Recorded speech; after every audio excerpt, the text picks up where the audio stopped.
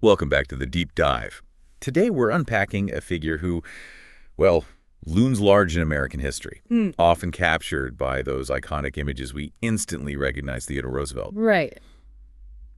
But the stack of sources you've brought us, they reveal a man of far more complexity, uh, surprising turns, and just this relentless energy than, the standard summaries ever allow. That's exactly it. Our mission with this deep dive is to take this material, the articles, research, your notes, and really extract the most important insights, those key nuggets of knowledge about this incredibly influential president. Yeah, because the sources show us that Theodore Roosevelt is consistently ranked, right up there among the top 5 American presidents. Yet his journey wasn't some, smooth, predictable ascent. His path to the presidency and his time in and out of office, well, it was filled with dramatic shifts, moments that seem almost contradictory sometimes. Definitely, and always that relentless drive for action guided by principle. And it's these specific sources that will be our guides as we explore that journey. Exactly. So let's jump right in, shall we? Start pulling back the layers on this fascinating life. Okay, let's do it. We begin, as the sources suggest, right at the start. Theodore Roosevelt Jr., born in New York, 1858, one of 4 siblings.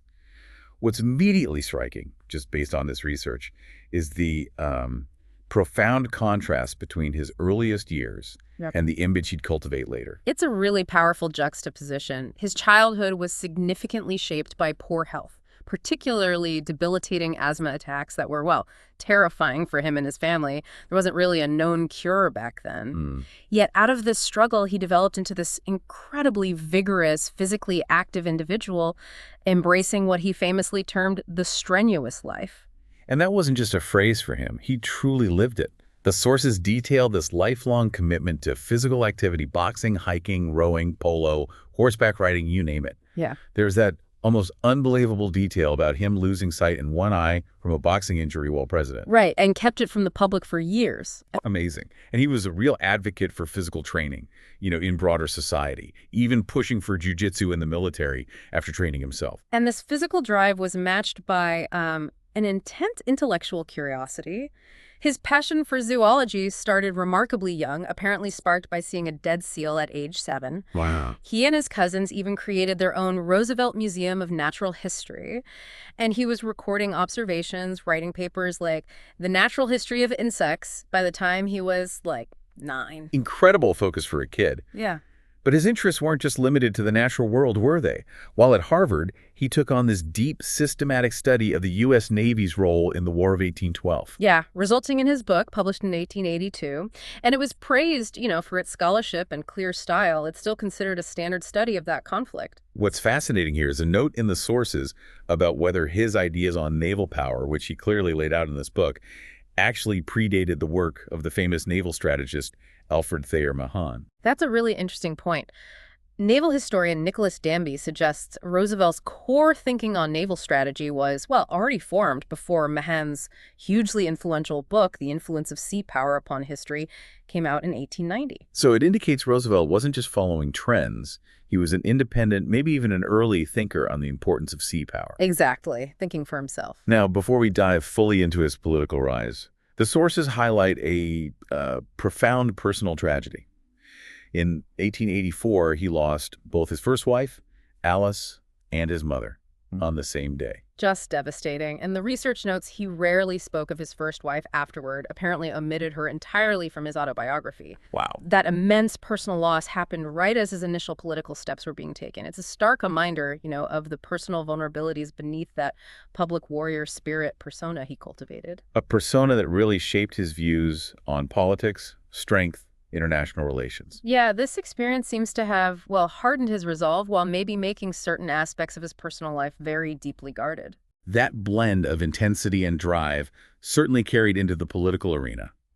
He was elected to the New York State Assembly in 1881. And he didn't just ease into it. No, he immediately threw himself into anti-corruption efforts. The sources really highlight his fight against the powerful financier Jay Gould's attempt to lower his taxes. Right, and the whole effort to expose collusion between Gould and Judge Theodore Westbrook. Exactly. And even though the impeachment efforts failed, that battle significantly raised his profile in New York politics. It marked him as a reformer willing to challenge really powerful interests. He even crossed party lines for reform, didn't he? allied with the Democratic governor Grover Cleveland to pass a civil service reform bill. Yeah, showing that principles sometimes trumped partisanship for him, even early on. However, after the 1884 election, which brought those personal tragedies and some political setbacks, losing delegates, supporting Blaine to stay in the party despite his mugwump leanings, Right, the mugwumps being those Republicans who broke away over corruption concerns. he made a surprising decision: retire from politics. Yeah, he felt less compelled by state-level stuff after a taste of national politics and decided to move west to North Dakota. And this is really where that cowboy persona was forged, isn't it? The sources mention he'd visited Dakota Territory in '83 and was just completely captivated by the Western lifestyle. Totally. He invested a significant sum, what was it, $14,000, with the idea of becoming a successful cattle rancher. Which was a lot of money then. Oh, absolutely. And he didn't just dabble, he immersed himself, learned Western-style riding, roping, hunting. He wrote these vivid accounts of frontier life for national magazines, published books like Hunting Trips of a Ranchman. And what's insightful here is why he valued this experience so much. Right. He saw in the cowboy few of the emasculated milk and water moralities admired by the pseudo-philanthropists, but instead the stern, manly qualities that are invaluable to a nation. It just reinforced his whole strenuous life philosophy, giving it this distinctly American frontier edge. So after this really impactful period out west, the sources track his return to public life. He supported Benjamin Harrison in '88 and got appointed to the U.S. Civil Service Commission 1889 to 1895. And this wasn't some quiet bureaucratic post under Roosevelt. Not at all. What's insightful is how he injected energy and, well, principle into a role many predecessors just treated passively. How so? He aggressively fought against spoilsmen, people seeking government jobs based on political connections rather than merit, and demanded strict enforcement of civil service laws. The Sun newspaper, they captured his approach perfectly, calling him irrepressible, belligerent, and enthusiastic. He wasn't afraid to butt heads then. Not at all. Even with powerful figures like Postmaster General John Wanamaker, his effectiveness was such that even when Grover Cleveland, a Democrat, won the presidency back in '92, Roosevelt was reappointed. That tells you something. Definitely. Then, in 1895, he took on another notoriously challenging job: New York City Police Commissioner. And this is where he truly showed his capacity for radical, really hands-on reform. The sources detail changes like implementing regular inspections, physical exams for officers. Pushing for merit-based recruitment instead of just political cronyism. Exactly. Closing corrupt hostels, even installing telephones in station houses for better communication. These weren't just, administrative tweaks. They were fundamental changes aimed at professionalizing a deeply corrupt institution. It really showed his commitment to tangible improvements, to breaking old, bad systems. And this visibility, this reputation for being such a dynamic reformer, it propelled him further onto the national stage. In 1897, appointment as Assistant Secretary of the Navy under President McKinley. This role was just a perfect alignment of his personal interests and public responsibility. That early study of naval history came right back into play, and he was deeply influenced by Alfred Thayer Mahan's ideas on sea power. So he immediately started advocating strongly for a major naval buildup. Oh yeah, pushing specifically for battleships. He was also very outspoken about his national security perspective, particularly concerning the Pacific and the Caribbean. The sources highlight his strong belief that ejecting Spain from Cuba was necessary. Right, stating that war would provide something beyond just material gain and would actually benefit military forces by, testing them in practice. That's quite an insight into his view of conflict as a necessary crucible for national strength. Then came the USS Maine explosion in Havana Harbor, February 1898, a pivotal moment. Huge. And while McKinley initially pursued a diplomatic path, Roosevelt, acting without authorization from his superiors. Typical Roosevelt. Kind of. He sent orders to U.S. naval vessels to prepare for war. And interestingly, George Dewey, the hero of Manila Bay, later credited Roosevelt's preemptive orders for his fleet's readiness. That's right. McKinley eventually asked Congress for a declaration of war. The Spanish-American War began, and Roosevelt's naval vision was put to the test. He, of course, famously resigned to go fight with the Rough Riders. Following his, let's say, well-publicized wartime service, he returned to politics as governor of New York, 1899 to 1900. And the sources note it was during this period that he really solidified many of the key principles that would later define his presidency. Like what? Like the idea of public responsibility for corporations, using the glare of publicity as a tool against trusts, advocating for railroad rate regulation, mediating disputes between capital and labor, championing conservation, and developing policies to protect the poor. It was all starting to come together. By this point, he was clearly being considered for higher office, right?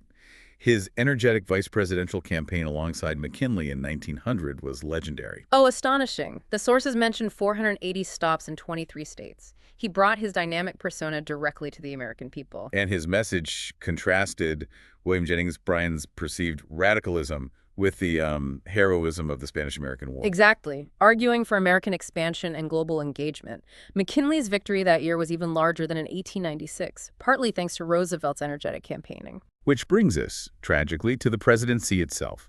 September 14, 1901, after President McKinley's assassination, Theodore Roosevelt, at age 42, becomes the youngest president in U.S. history. And his early actions quickly generated controversy. The sources mention his invitation to Booker T. Washington for dinner at the White House. Which provoked a bitter backlash, especially in the South. Absolutely. And this event, while groundbreaking, also led him to avoid further such invitations. He shifted to more conventional business appointments to maintain crucial political support. It's a real insight into the intense racial politics of the era and the, well, difficult compromises leaders sometimes felt they had to make. Domestically, his presidency is largely defined by what he called the square deal. How did he, articulate that vision? The sources describe the square deal as aiming for fairness. Fairness for all citizens, specifically through measures like breaking up bad trusts, regulating railroads, and ensuring pure food and drugs. It wasn't totally anti-business then. No, not entirely. It was more about ensuring a level playing field, making sure big business played by the rules. He quickly earned that moniker, Trust Buster. And the numbers really support that reputation, based on the sources. He initiated 44 antitrust suits. That's way more than his 3 predecessors combined, who only brought 18. But the key insight here is his distinction, right? He targeted only bad trusts. Exactly. Those he believed were actually restraining trade or charging unfair prices. He saw big business as potentially beneficial, but definitely not above the law. Notable examples are breaking up the Northern Securities Company and using regulation against Standard Oil. He also championed the creation of the Department of Commerce and Labor. That included the Bureau of Corporations, tasked with investigating interstate commerce. Right, and an insight into his political strategy here is how he bypassed congressional opposition. He appealed directly to the public using that bully pulpit, a term he actually coined. You coined that. He did, using the presidency's platform to pressure Congress into passing the legislation. Very savvy use of public opinion from the get-go. House Speaker Joseph Gurney Cannon famously remarked on Roosevelt's expansive view of executive power. Said something like, "That fellow at the other end of the avenue wants everything from the birth of Christ to the death of the devil." Laughs. Yeah, that's not just a witty quote. It's a real insight into how contemporaries saw his unprecedented willingness to use presidential authority. And the sources give examples, don't they? Trying to change college football rules. Insisting on martial arts at the Naval Academy, altering coin designs, even attempting that simplified spelling reform. Which didn't go over so well. No, that was quickly reversed after public ridicule. But these examples, they show a president not afraid to intervene in seemingly minor areas if he felt it was for the public good. And during the business panic of 1907, he didn't pull any punches. Not at all. He strongly criticized malefactors of great wealth, even suggesting they might have colluded to cause financial instability just to undermine his policies. So an insight there is how he framed economic issues, not just technically, but often morally, identifying villains and heroes in the economic landscape. Precisely. And conservation was another area where Roosevelt just made an indelible mark. It was a major priority for him. Absolutely. The sources detail his concrete actions, establishing national parks, forests, monuments, all explicitly to protect and manage natural resources. He really elevated conservation from like a fringe idea to a central element of national policy. Which is a huge insight into his long-term vision for the country's actual wealth, its natural wealth. Turning to foreign policy, his focus was heavily oriented toward the Caribbean, driven largely by anything related to the defense and projected influence around the future Panama Canal, right? Definitely. He significantly expanded the Navy. By the end of his second term, the U.S. had the second largest Navy globally, just after Britain's. And sending the Great White Fleet on that world tour wasn't just a pleasure cruise. No way. The sources note it was intended as a clear show of American naval power. Interestingly, it was received with surprising goodwill, including in Japan, and actually helped facilitate the Root-Takahira Agreement, which eased tensions with Japan. He also played that crucial role in ending the Russo-Japanese War, mediating the peace conference in Portsmouth, New Hampshire. And for those efforts, he got the 1906 Nobel Peace Prize, the first American recipient. Though an interesting insight from the sources is that he secretly favored Japan during the conflict.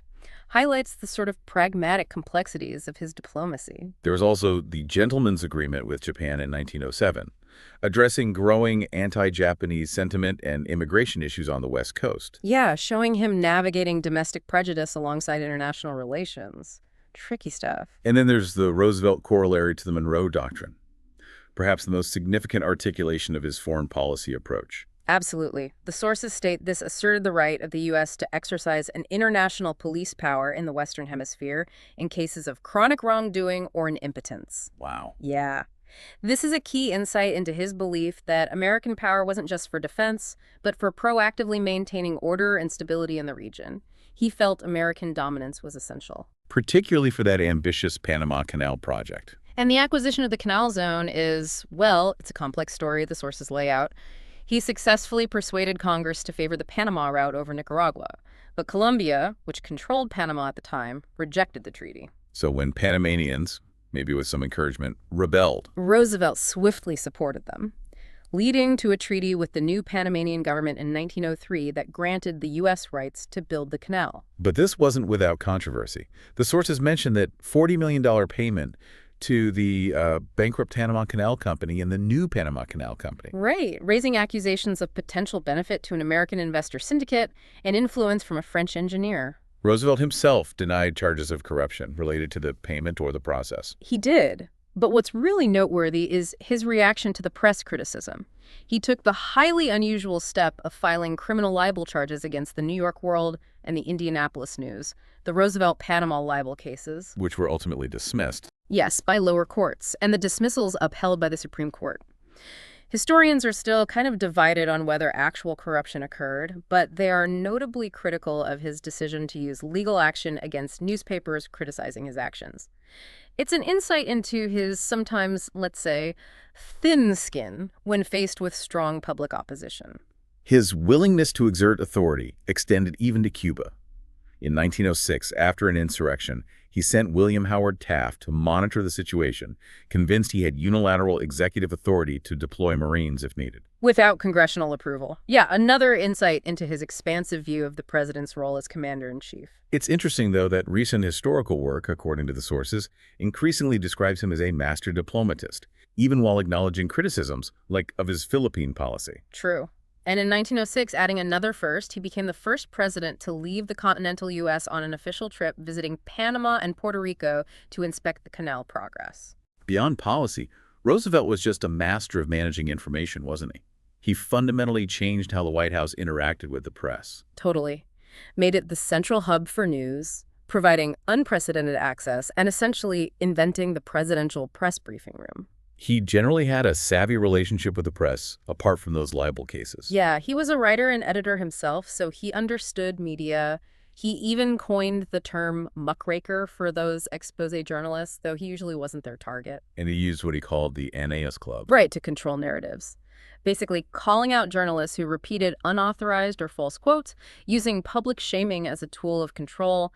These are insights into his innovative and sometimes, confrontational approach to shaping public opinion. In the 1904 election, he won a decisive victory, 56% of the popular vote, campaigning on the promise of a square deal for all Americans. Although Democrats did raise charges of accepting large corporate contributions, the sources note Roosevelt denied this, while also ordering the return of a $100,000 contribution from Standard Oil, a company he was actively regulating. He won a landslide in the Electoral College anyway. Okay, here's where his political calculation takes a really fascinating turn.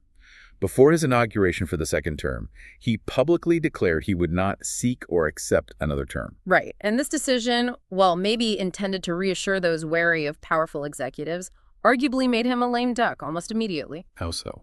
Well, the insight here is that this self-imposed limitation lessened the pressure on congressmen to support his agenda. As a result, many of the progressive reforms he called for during his second term just failed to pass. Reforms like national incorporation laws, a federal income tax, inheritance tax, limits on labor injunctions. Employee liability law, 8-hour federal workday, postal savings banks, campaign finance reform. Yeah. Yeah, a whole raft of proposals just stalled out. He also adopted an increasingly powerful rhetoric of righteousness in his second term, didn't he? Oh, very much so. In a 1908 message to Congress, he fiercely denounced predatory wealth, comparing those who accumulated wealth through inequity to actual criminals. He even suggested they'd band it together to cause the 1907 financial stress just to discredit his policies. That's quite a charge. It is. It's an insight into his growing frustration with the power of wealth and his willingness to use really moralistic language to frame political issues. After leaving office in 1909, the sources detail a period of, well, remarkable travel. He went on that famous safari in Africa, collecting specimens for the Smithsonian. And then embarked on an extensive European tour. His European stops weren't just ceremonial either. What kind of insights do we get from that trip? Well, there were his controversial favorable comments on British rule in Egypt, his refusal to meet the Pope because of some protocol dispute, meetings with numerous European leaders. And a significant speech in Oslo after receiving his Nobel Prize. Exactly, where he called for arms limitations, arbitration, and a League of Peace, an idea he'd definitely revisit later.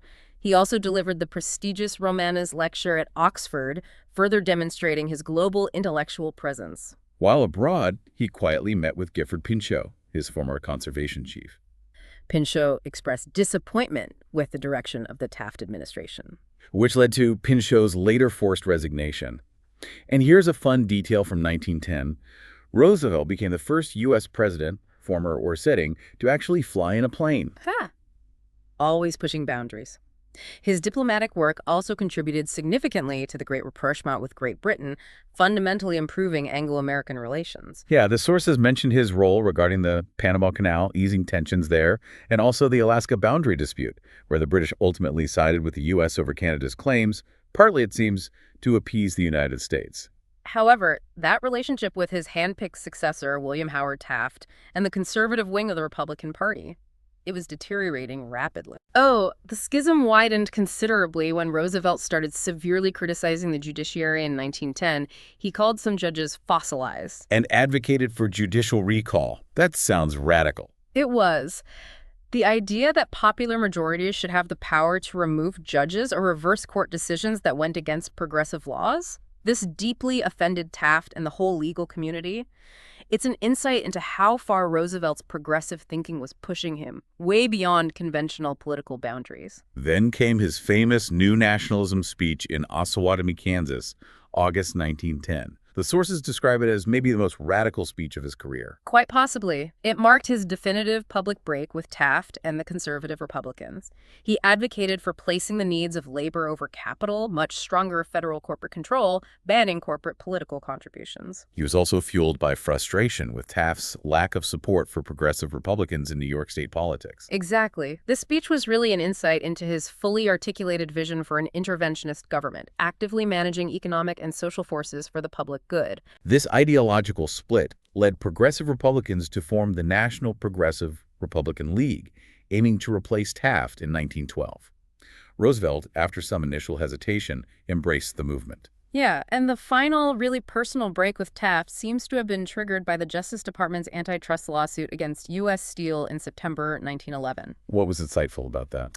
Well, Roosevelt had personally approved that specific acquisition when he was president. He felt humiliated by the lawsuit, saw it as a direct rebuke of his own actions and judgment, took it very personally. So by January 1912, the movement to draft Roosevelt was strong. He declared, "If the people make a draft on me, I shall not decline to serve."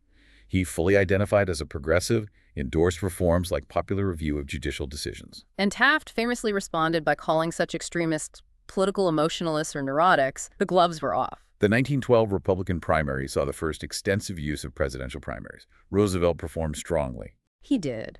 But Taft won the nomination at the convention, mainly due to control of the party machinery and delegate allocation, even though Roosevelt had more popular support in many states. Believing the nomination had been stolen, Roosevelt delivered his impassioned Armageddon speech.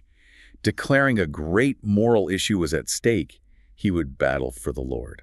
Yeah, that's an insight right there. How he framed political contests in almost theological terms when he felt strongly about the principles involved. This conviction led to his dramatic decision: leave the Republican Party and create the Progressive Party, famously known as the Bull Moose Party. Right, because he felt as strong as a bull moose. The sources highlight that this party brought together a really diverse coalition of reformers, prominent figures like social worker Jane Addams, conservationist Gifford Pinchot. Financed by industrialists like Frank Munsey and George W. Perkins, although Perkins's Wall Street background did cause some tension within the reformer ranks sometimes. And the progressive platform echoed his new nationalism ideas: vigorous government intervention. Absolutely. Roosevelt articulated the party's core mission: to destroy this invisible government, to dissolve the unholy alliance between corrupt business and corrupt politics. That's a powerful insight into his deep-seated belief that concentrated, unchecked power, especially in finance, was the fundamental threat to democracy. He even challenged Wilson, didn't he, to name a monopoly that didn't support Wilson or Taft, arguing big business actively opposed the progressives. He did. Then came one of the most dramatic moments of the entire campaign, maybe his life. October 14th, 1912, in Milwaukee, the attempted assassination. John Schrank shot him at close range. Yeah. But the bullet was slowed significantly by his steel eyeglass case and a thick folded 50-page speech in his coat pocket. It lodged in his chest muscle, didn't penetrate his lung. And what's astonishing, a profound insight into his character, is his reaction. Incredible. He ordered his supporters to protect Schrank from immediate retaliation and then insisted on giving his scheduled speech for over an hour before finally seeking medical attention. Literally campaigned with a bullet in his chest. Told the crowd he'd just been shot. But it takes more than that to kill a bull moose. Unbelievable stamina and willpower. Despite the energy, the drama, the widespread support, the split in the Republican Party proved decisive in the election. Woodrow Wilson, the Democrat, won. Yeah, the election results are really telling. Roosevelt came in second, got a significant 27% of the popular vote, 88 electoral votes, that's the highest popular vote share, and number of states won by any third-party candidate after the Civil War. While Taft finished a distant third. Right, only 23% of the vote, 8 electoral votes. The key insight here is just undeniable. The split between Taft and Roosevelt allowed Wilson, who got 42% of the vote, to win the presidency. After the 1912 defeat, ever restless, Roosevelt embarked on that challenging expedition down the uncharted river of doubt in the Amazon. Nearly died of tropical disease. Just another insight into his almost compulsive need for extreme physical and intellectual challenges. He couldn't sit still. Upon his return in 1914, he was outraged by the Wilson administration's treaty expressing sincere regret for the Panama Canal acquisition. Saw it as an apology for a justified action.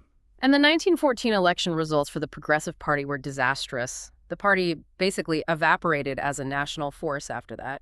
He considered running again in 1916, but ultimately declined the Progressive nomination, urged his followers to support the Republican candidate, Charles Evans Hughes. Which is an insight into his political calculations. He really disliked Hughes, but he disliked Wilson even more. Wilson won a narrow re-election anyway. As World War I engulfed Europe, Roosevelt became a, strident advocate for the Allies, demanded a harsher policy against Germany from the officially neutral Wilson administration. Yeah, he heavily criticized Wilson's foreign policy and denounced hyphenated Americans, insisting on 100% American loyalty. A real insight into his intense nationalism and his view of wartime unity. He even offered to raise and lead a volunteer division to fight in France like the Rough Riders. But Wilson rejected the offer, chose General John J. Pershing instead. This rejection really fueled Roosevelt's frustration and led to him publishing The Foes of Our Own Household, a sharp indictment of Wilson's policies and leadership. Interestingly, even before Wilson proposed his League of Nations, Roosevelt had been developing his own ideas for post-war international cooperation. That's right. The sources mention his proposal for a World League for the Peace of Righteousness back in 1914-1915. And his plan, an insight into his practical idealism, emphasized arbitration, limiting armaments, joint guarantees against aggressor nations. Even while acknowledging sovereignty concerns, he saw it as a more feasible structure than Wilson's later proposal, which Roosevelt came to strongly denounce. And the U.S., of course, never joined Wilson's League. In his final political activities, his fierce attacks on Wilson were credited with helping Republicans win the 1918 midterm elections. He was seen as a leading contender for the Republican nomination in 1920. But he insisted on running only if the party adopted his platform without a single modification. He wasn't compromising at that point. And that 1918 platform was remarkably progressive, wasn't it? A real insight into the evolution of his thinking right to the very end. Absolutely. It included proposals for old age pensions, sickness and unemployment insurance, public housing, reduced working hours, aid to farmers, significantly more corporate regulation. He wrote he wanted to make the Republican Party the party of sane, constructive radicalism. Tragically, his youngest son, Quentin, a pilot, was killed in the war in 1918. The sources note this loss profoundly affected Roosevelt. Yeah, they say he never fully recovered from that. Just before we synthesize his legacy, one final detail from the sources: his involvement in the nature fakers controversy. He actually claimed that term. He did. For writers who exaggerated animal stories, anthropomorphizing them excessively, it's an interesting insight that connects right back to his roots as a zoologist and his lifelong commitment to accurate observation, whether in science, writing, or public life. So what did the sources ultimately tell us about Theodore Roosevelt's character and his, well, incredibly complex legacy? Historians offer varied assessments. They really do. Marcus Cunliffe saw him as a big man, versatile, respected the law, sincere. Dalton emphasized his picturesque personality and that strenuous life. Henry Adams described him simply as pure act, just capturing his relentless energy. Brands called him the last romantic. But conversely, Henry F. Pringle offered a harsher view, feeling the Roosevelt of later years was the most adolescent of men. So, quite a range. Politically, the sources trace that evolution clearly. Hmm. Initially reassuring conservatives, then famously challenging J.P. Morgan, becoming increasingly distrustful of big business. Right. He moved forcefully to advocate for federal regulation over the older laissez-faire approach, driven partly by a fear of potential revolution if wealth wasn't redistributed more fairly. His square deal really evolved into the more interventionist new nationalism. And in foreign policy, favored spheres of influence, assertive power projection. But also held a deep distrust of rising powers like Germany and Russia. His legacy is just undeniably significant. He's credited with fundamentally changing the presidency itself, establishing that concept of the bully pulpit, emphasizing character and leadership. And achieving major accomplishments in trust busting and conservation that really shaped the modern administrative state we have today. He's a figure claimed by different political traditions, isn't he? Seen as a hero by liberals and progressives for foreshadowing the welfare state and direct democracy reforms. And by conservatives and nationalists for his emphasis on law and order, civic duty, military strength, patriotism. He's consistently ranked among the top 5 presidents by historians. Yet he also faces criticism from liberals and socialists for his interventionism and perceived imperialist tendencies. And from libertarians for his vision of a strong interventionist welfare state. So, complex views all around. Wow. Okay, looking back at the journey laid out in these sources, from that sickly child who transformed himself into a symbol of strength, fighting corruption in New York, embracing the challenges of the West, revolutionizing government agencies, building a global navy, navigating complex international crises, surviving an assassination attempt, challenging his own party, and continuing to push for progressive reforms right up to his death. It's truly a remarkable and multifaceted life. It really is. A life lived at just full speed, filled with contradictions and often unwavering conviction. Well, thank you for bringing these sources and allowing us this deep dive. It genuinely brings out the nuances and complexities of a figure who is so much more than just, a face on Mount Rushmore or an iconic image of a Rough Rider. It does. His career offers so much to consider about American leadership and history, so much to unpack. So here's a final provocative thought for you, our listener, drawn from all the fascinating insights we've uncovered today. Given Theodore Roosevelt's often contradictory legacy, celebrated as a conservationist and trust buster, yet criticized for his interventionism and sometimes audacious views on executive power, what does his multifaceted career teach us about the very nature of effective leadership, the pursuit of societal progress, and maybe the fundamental challenges inherent in wielding power in a democracy, both in his era and perhaps even, in our own?